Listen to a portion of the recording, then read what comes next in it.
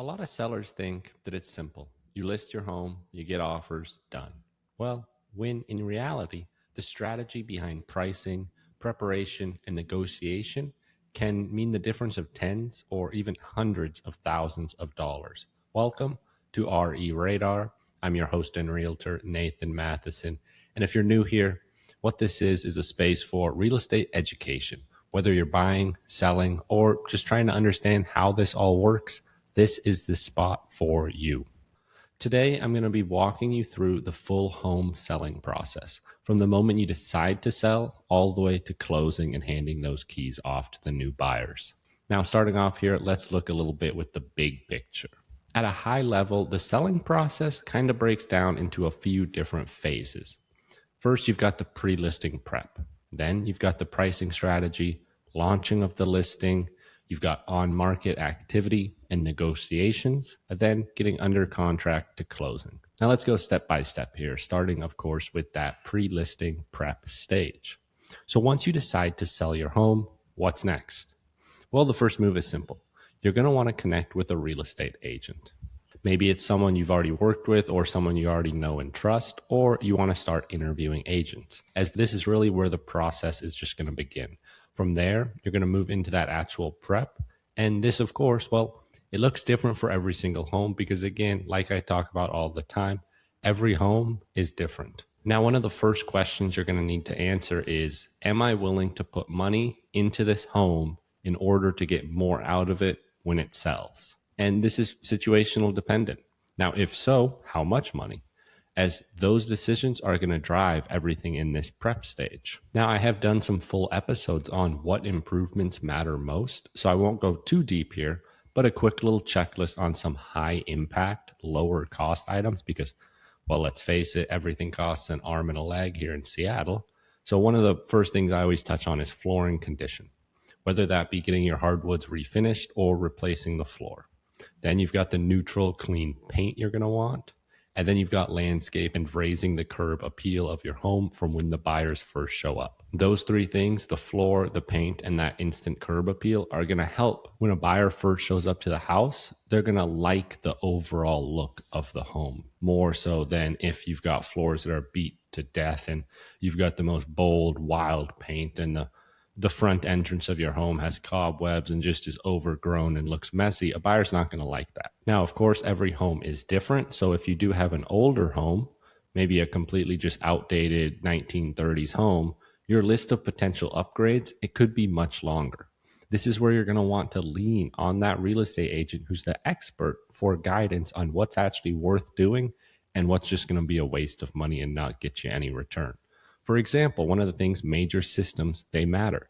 So if your electrical is completely outdated or unsafe, well, that could scare a buyer off entirely and make it so they're not even willing to check out your home. Or, for example, maybe take a roof. If it's a 30, 40, 50-year-old roof and is in rough shape, well, replacing that could be a very strategic move.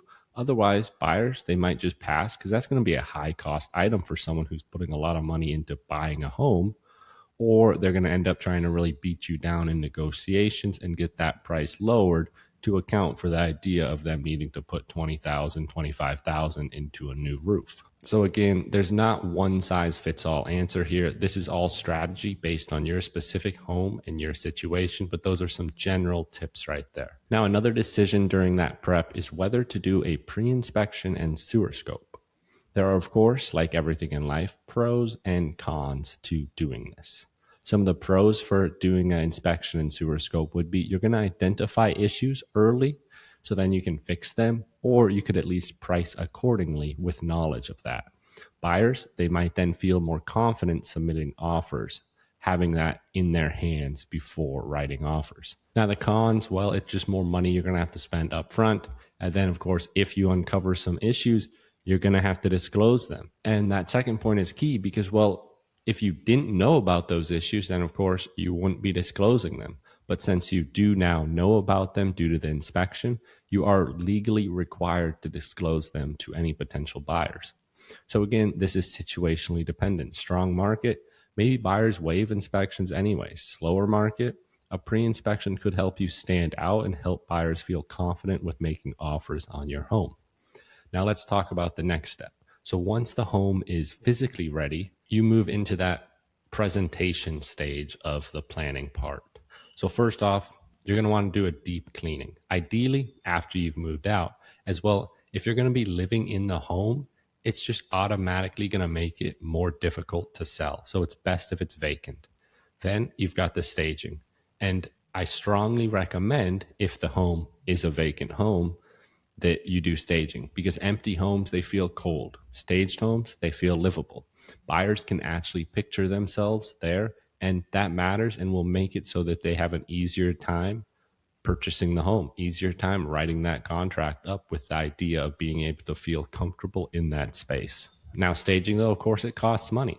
Typically, it's anywhere in the range of maybe $3,000 to $5,000 plus, depending on, size of the home and the exact items you're going to be staging it with, the aesthetics. After that, you're going to want to get professional photography in there. That's really a non-negotiable in my eyes. The first showing for everybody is basically always going to be online nowadays. If the photos don't stand out, buyers, they won't even come see the home. So you're instantly losing out on opportunities. If you went cheap with photos and got iPhone little horrible photos, buyers will click through it and think this home looks bad, when in reality, maybe it's just the photos were bad. Now, while all that prep work is being done, your agent should be refining price and calculating exactly what the best list price is going to be, because, well, markets, they shift. If it's been a couple months, maybe even longer since your original analysis was done by the agent, that number very likely needs to be slightly adjusted. Now, when you've got all that figured out, everything's set up, the home's ready for presentation, it's looking clean, looking great, you've got your price number, and you've got it all down pat, you're ready to list. The question is, when do you actually list? And I have done episodes on the time of the year to list with pros and cons of listing spring, summer, fall, winter. So check that video out for sure. But for this one, what I'm going to be talking about is just what day of the week. And the best days are going to be your Tuesday, Wednesday, or Thursday. Most common listing days are going to be Wednesday or Thursday. That gives you kind of a few days of agent activity with agent previews, maybe agent showings with clients. And then you're going to hit the weekend with maximum exposure and open houses throughout the weekend to allow for as many potential buyers as possible to get in during the first week. Because, well, here's the reality. The first week is everything. That is going to be when all the active buyers see your home. After 2 to 3 weeks, if it hasn't sold, it gets significantly harder, especially to get full price. Because think about it like this. Everyone who's been shopping in that range, in that style, in that location, well, they're going to see it right when it comes out. So they're going to have already seen it during that first week. So after the first week, really what you're looking at, your options are the new buyers who are just getting into the market, or the people who are maybe shifting what they're looking for. So the first week is when you are going to have the best odds to get the best deal.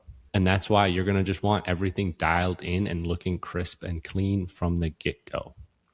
Now, once you are live on the market, your agent is going to shift into a marketing mode. They're going to want to get as many eyes and as many showings as possible on your home. During this time, communication, it's going to matter. You should be getting regular updates from your agent, and not just how many showings have I gone, but actual feedback from the agents who have showed your home. For example, maybe you got 4 showings one day. 2 had concerns about layout though, and 2 thought the price was just too high. That feedback is important, as it is what is going to drive the adjustments you need to make later on if your home does not sell. Because if something's not working, you're going to want to pivot quickly. Now, once your home's been listed and once offers start coming in, this is where the details matter. You're not just looking at price. Price, yeah, it's great. It's key. It is a key portion, but you're also going to be reviewing the terms. You're looking at contingencies, the timelines, financing, strength of offers, earnest money. Deadlines are critical here. Missing one can put the entire deal at risk. So you're going to want to look over that contract closely with your real estate agent. Now, if you want a little bit of a deeper breakdown on maybe the offer structure and what you can include, I cover that a little more in the buyer process episode. So make sure to check that out. But the key here is simple.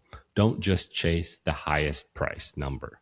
Look at the strength of the entire offer. Now, once you have accepted an offer, You are under contract in mutual acceptance, which does not mean the home sold yet. You are now going to be working through those buyer contingencies, the appraisal with the lender, final loan approval for that buyer. You're not done yet, as well. There are still opportunities for this deal to fall apart if something goes sideways.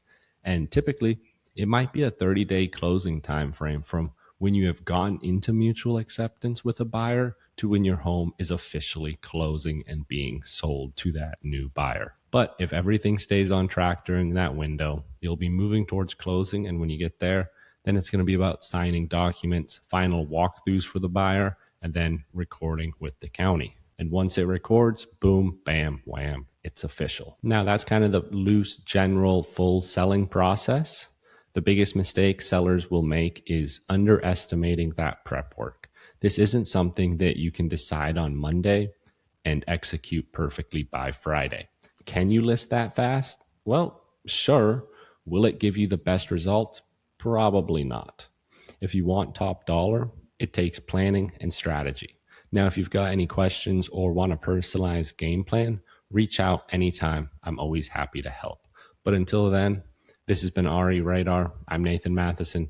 Thanks for listening. Thanks for watching. Till next time, peace.